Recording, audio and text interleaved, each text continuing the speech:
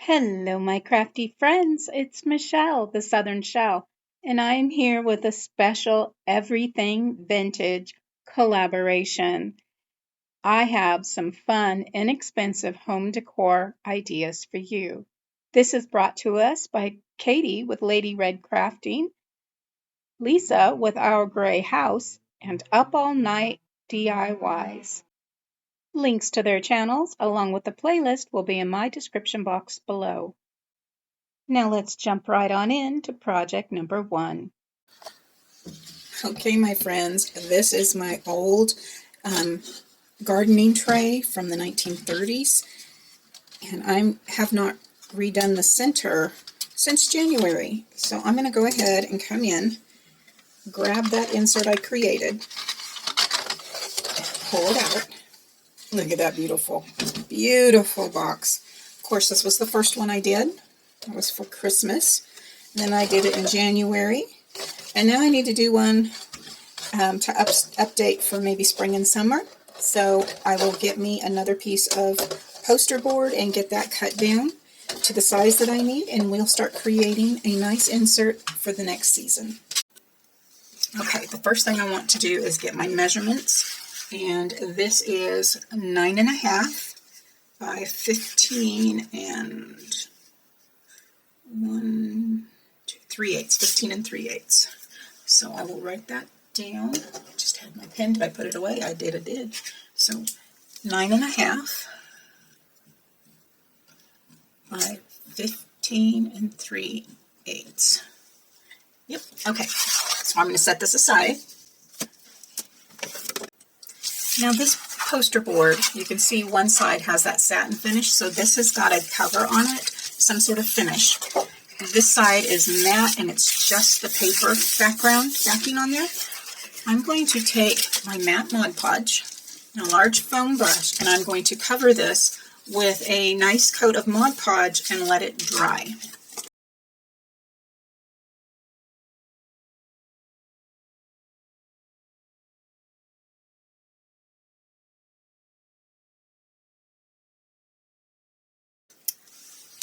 The next thing I did is I went into my fabric stash, and look at this gorgeous fabric. I am going to go ahead, open it up, and find a piece of print that I want to place inside that tray. Oh my gosh, it's so pretty. So let's look here.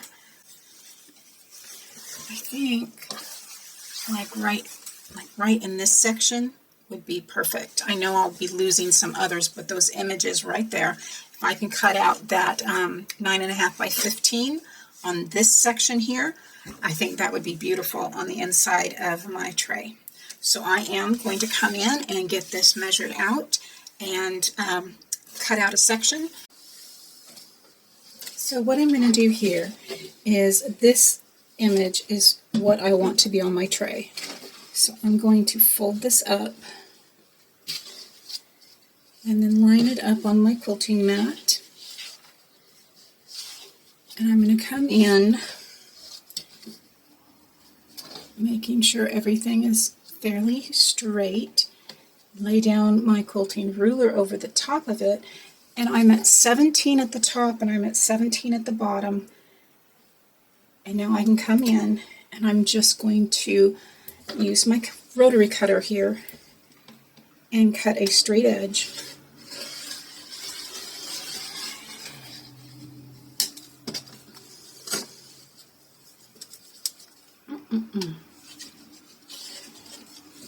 There we go. We know 9.5 inches is what we need here.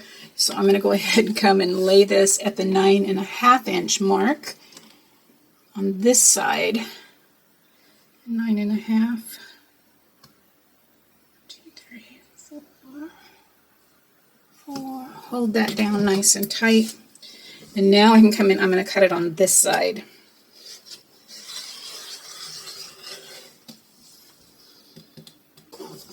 And I still have a beautiful piece of fabric here.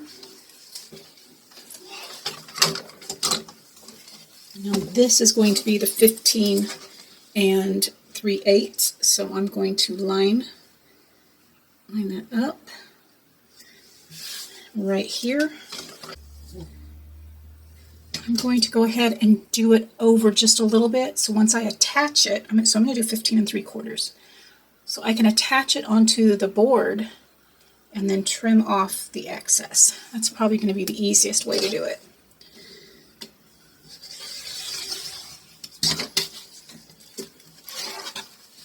So that is what's going to sit on the inside of our board. I put some extra fabric down to protect my surface.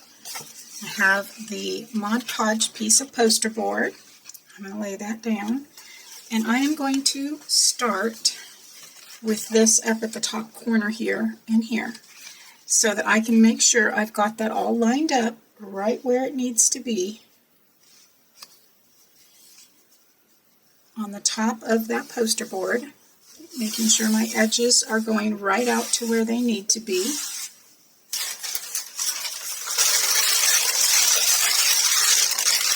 Come back in, use some parchment paper over the top of that, and my Cricut mini press. And we are just going to work this fabric as we heat it up and press it into that Mod Podged poster board. Reheating that Mod Podge, and it should be adhering our our fabric to that board. Hopefully. I didn't want to use some like Fabri-Tac or anything like that because it can be kind of bulky. I mean, if I have to, if this doesn't work, I'll go in and use Fabri-Tac on it. But this usually works, but this is thicker material than I normally use. And so, I'm just hoping for the best here. Just make sure you're going over all of that image, all of that fabric onto that poster board there. And once you are comfortable, you can test it, which I have. I've tested it a couple times now, and I think I've got it all. All right, let's take a look.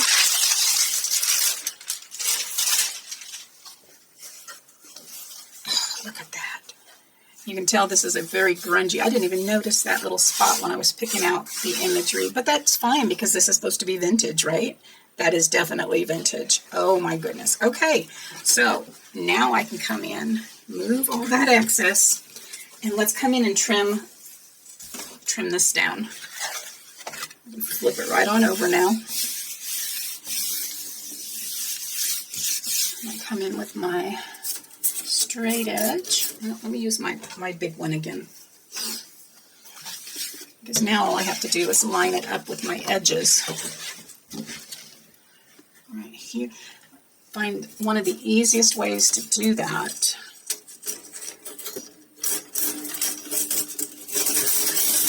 is I have one straight edge and I lay it on the fabric right up next to that poster board. So I know it's right there. And then I push the other ruler right up against it. Now I can come in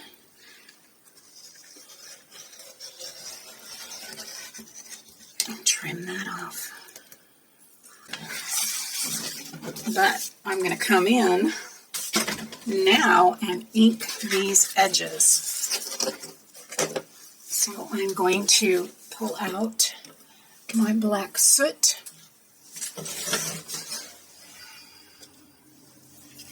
Right there.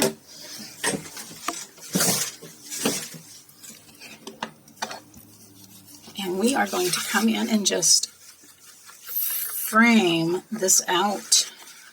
Look at that difference.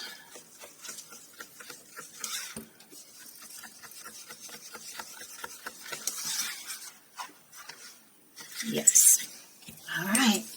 I won't make you watch me do this.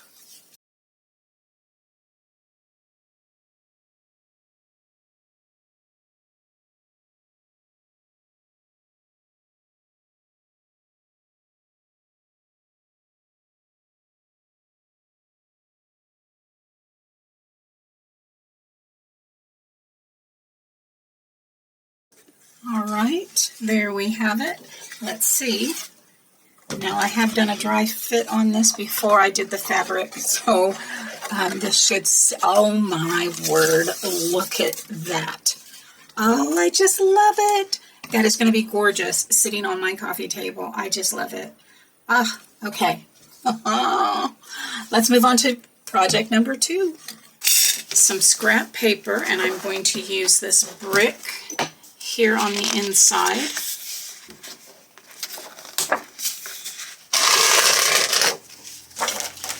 And I have an 11 by 14 picture frame, and then another piece of poster board cut down to fit inside the frame. I am going to use my antique wax on this and just give it a little bit more vintage feel. So in order to do that, I'm just going to come in and have my wax.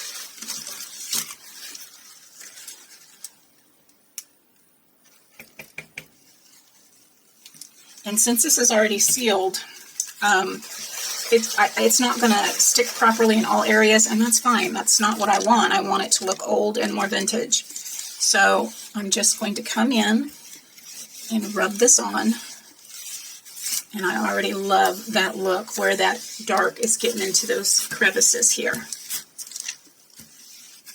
Rub it on, and then I'm going to let this dry, and then come back in and buff everything off a little bit better. But I think that just makes a huge difference there. Look at that. All right. Okay, so now I have my extra fabric down here protecting my board. I have the Mod Podge poster board that I cut out, and I have this beautiful brick background. And I'm going to start in the top corner here, lay that down, making sure those edges meet up.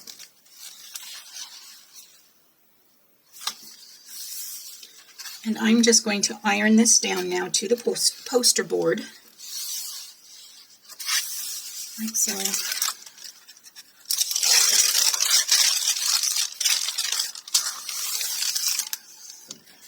And then I'm going to come in very carefully and iron. I don't want to iron my parchment paper to my board that has the Mod Podge on it. So I'm going up to the edge just very carefully.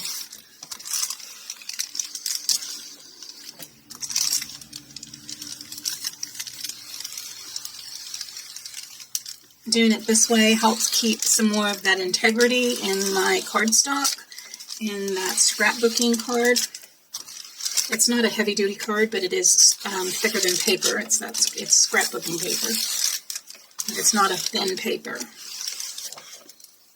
So now that I have one side pressed down, I can now go ahead and pull it around so I can do this other side.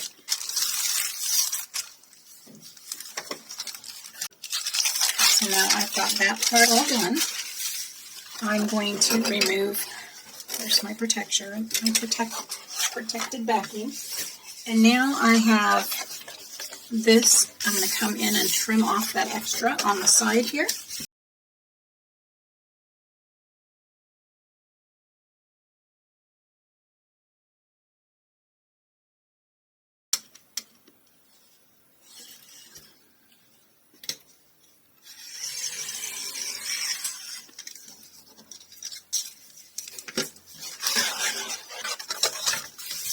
Alright, so now down here at the bottom, what I want to do is I want to create a base that kind of looks like some grass down there.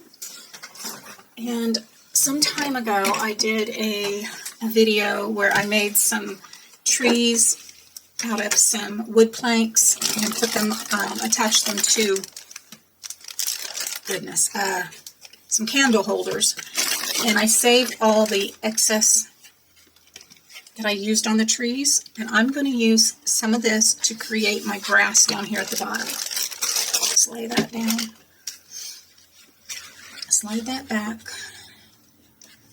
And so I'm just going to come in just with a little bit of that hot glue at a time.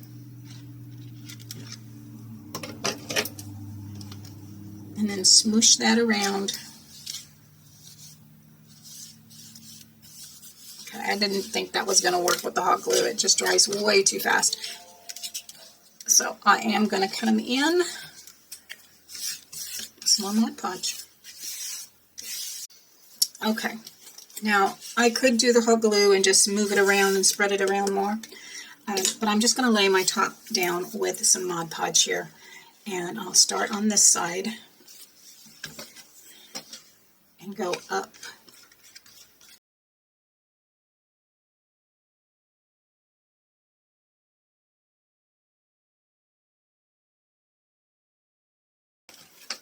Now I'm going to come in with just a bunch of shredded trimmings.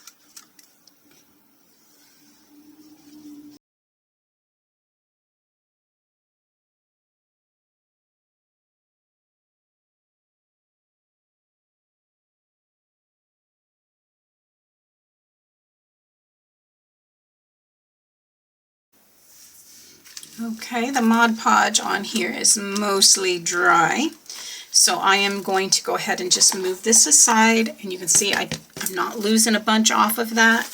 I didn't put it around the edges, so I will lose, that little bit there, but that's where it's going to sit in the frame. So I'm going to set this aside for right now. So before I move on to the next step, I am going to go ahead and get the frame finished. Now that antique wax has dried on there, and I love the way this looks. And I'm just going to come in and give a buff, which is going to give us a little bit of a shine on there. I just love how this is looking. Absolutely. Looks rustic, looks dirty and vintage.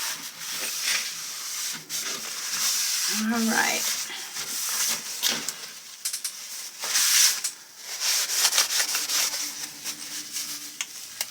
I'm going to go ahead and take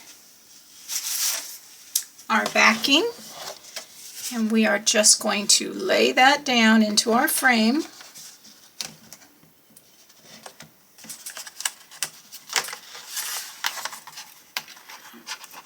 Push that. Okay, so I went ahead and got into my stash of shabby flowers that I have made, and I decided I'm going to use these on here to create just some vintage florals on this brick wall to make it look like it's been there for a while, and they're just growing up the side of this canvas here. And I'm just using hot glue and positioning those down into that frame. This isn't something I'm going to be removing. I mean, I might remove it later and use it for something else, but I had just set these down where I thought that they would look good, hot glued them down, and pressed them right into place.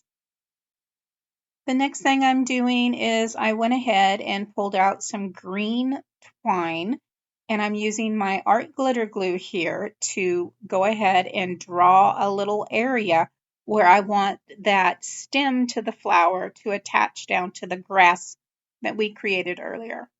And I'm just going to press that into place and then trim off that bottom, and then make sure that that just lays right down into that art glitter glue, and it will dry clear and it'll be perfect. I'm doing this with all 6 of these flowers, and each one is going to be, different angles and so forth, where it looks like it's coming and growing up. Now this long one here, I'm going to make that yellow one in the center actually attach to this long stem, so that we've got just different angles and different focal points that you can start looking into here. I thought about adding some leaves to these, but I do come in and add some of those pom-poms right there that are in my screen, and I think that that just pulls it all together nicely. And here's where I'm going to come in with my frayed burlap distressed oxide. And I just wanted to hit that green twine just a little bit because it was actually really bright compared to what I already had on my background here. So I hit that. And then I came in with the little pom-poms and some hot glue and I just took 3 of each color. No, I did 2 of each color, I'm sorry, and just placed them down in there to give some more interest and help balance out the other flowers that are actually on this frame itself. Well, there you have it, my friends. Look at that frame. I think it turned out adorable. Yes, yes, yes. It's just propped up there. You can hang it up on the wall. You can leave it as a as something that you can just prop up. But I think it turned out adorable. And of course, my tray here is just gorgeous. I have it just leaned up right now so it can be seen. And I set 2 little tea light candles, well, votive candles down there in each corner so that it just gives it a little balance. I didn't want to hide that beautiful material on the inside. But guys, if you like this, please give me a thumbs up. Consider hyping it if you think it really turned out cool. And if you've not subscribed, I hope you will consider doing so now by hitting that subscribe button. Hit that bell notification and YouTube should notify you the next time I have a video going live. Your time is precious, guys. I know it, and I appreciate you spending some of your day with me. I just wanted to thank you and let you know that if there's anything that I can find that I have used, I will leave it in my description box below as a link, either through YouTube or through my Amazon affiliate. And I do earn a small commission at no extra cost to you. So it does help me out. It helps me keep going and bringing you some fun, inspirational crafts. As always, guys, stay safe, God bless, and bye for now.